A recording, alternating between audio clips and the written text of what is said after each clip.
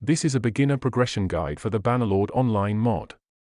Note that this is basically an MMORPG, so right from the start you can do whatever you want and choose your own path.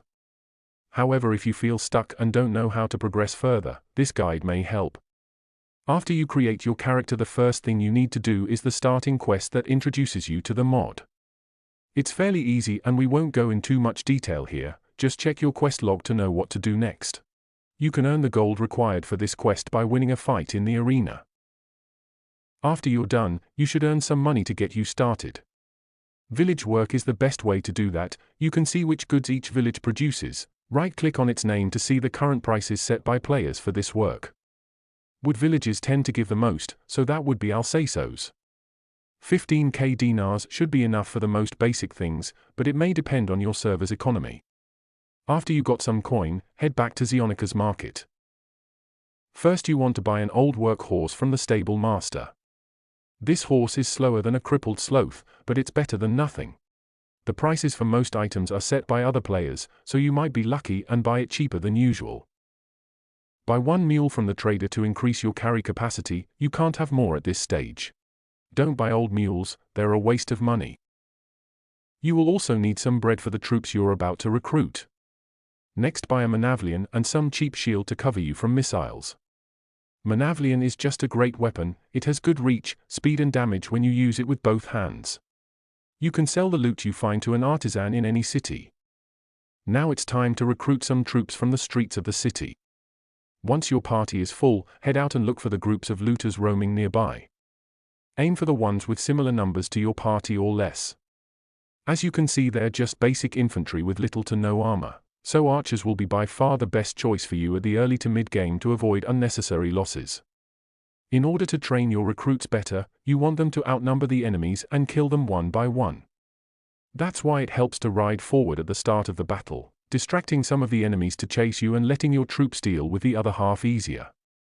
A unit stack has a shared experience pool, so it's recommended to wait until they're all ready before upgrading them. This way they all contribute and you don't end up wasting the XP.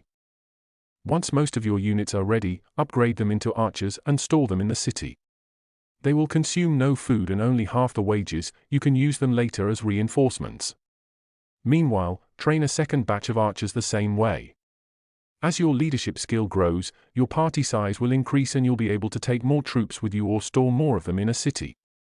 When you're done with the second batch, you should have around 9 archers and are ready to take on more enemies that lurk farther from the starting city. Head north and try to find a group of looters of similar size. Use the same tactic of spreading out the enemies so that your archers have more time to shoot. You can also help them by killing some looters yourself. Also use loose formation for your archers to make sure they all have clear line of sight for shooting. You should keep killing looters for some time to get better leadership skill. Upgrade your archers when they all have enough XP. This will make the fights much easier and safer. And as you get more money, you can afford to recruit archers from city streets if you happen to find them. If you get wounded, you can heal yourself very quickly by sitting down in a tavern. You and your troops will also heal automatically over time, and it happens quicker if you are in a settlement. In your journeys you might rescue a hero from the bandits. At this level they are unlikely to have any useful abilities, but you can use them as cannon fodder since they can never die for good. Speaking of abilities, let's take a look at your own skills and perks. Some skills don't have any perks yet, but they can still be useful on their own. The most useful perks in the beginning are the riding perks that increase your map speed and the leadership perks that increase your party size. Also, the trade skill has very useful perks that allow you to have more mules. Medicine is another one that will prove useful when you get enough experience. Note that with the current perks it's much better to pick the ones reducing the death rate of your troops rather than the speed of healing. Unlike the base game, attribute points don't improve your learning speed but only increase your skill cap, so you should only use them when you're close to reaching the cap in a skill that you want to develop. Here's a few useful things you can do for your skills when you're tired of grinding the bandits. Go to the trader in Xionica and see if he has any cargo that needs to be moved to Poros. Buy as much as you can carry with reasonable map speed and deliver it to Poros in the east. Then get some cargo back to Xionica and move back and forth until you have enough trade skill to pick up the perk. Having an extra mule helps with collecting the loot that you can sell to the artisan. You can also ask the barman for some work and he'll give you a hideout quest. He can only give 3 of these per hour, but it's a decent way to increase your scouting skill, which improves your vision distance. You can't see the hideout on the map until you get very close, but you can look up a hideout map on the forum or Discord to save some time. The barman can also give you a Black Claw mission, which is a group quest better done with 4 other players, but generally it's not advised if you're new. Another option unlocks map events where you can rescue high-level companions with good abilities, but again it's not recommended until much later when you have 80+ high-level troops. There's also a thief in the tavern that may have some work for you, but I wouldn't trust that guy. Now let's go back to your army. As your archers get upgraded, killing looters will become more and more trivial, however avoid forest bandits and sea raiders just yet. Once you have 25 to 30 trained archers, you are ready to take on the largest looters' stacks of up to 45 units. This will help you get even more leadership experience as well as loot.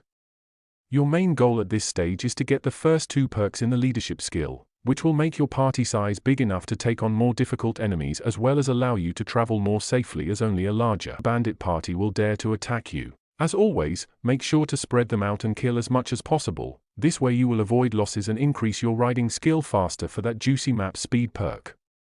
When you feel ready, feel free to travel far to the west into the lands of Vlandia, where you can train their famed crossbowmen. When they reach tier 5, they are one of the best PvE units in the game. And they are easy to train along with the rest of your army, because even low-tier crossbows can shoot far enough to get some kills and earn XP. And finally, once you have about 50 well-trained ranged units, you can attack the largest packs of 60 forest bandits. This is where it's useful to have some infantry to place them in front as a shield wall to attract the fire and protect your marksmen. Forest bandits can be quite tough to kill without losses, but at this point you can always train more units or even buy them from other players.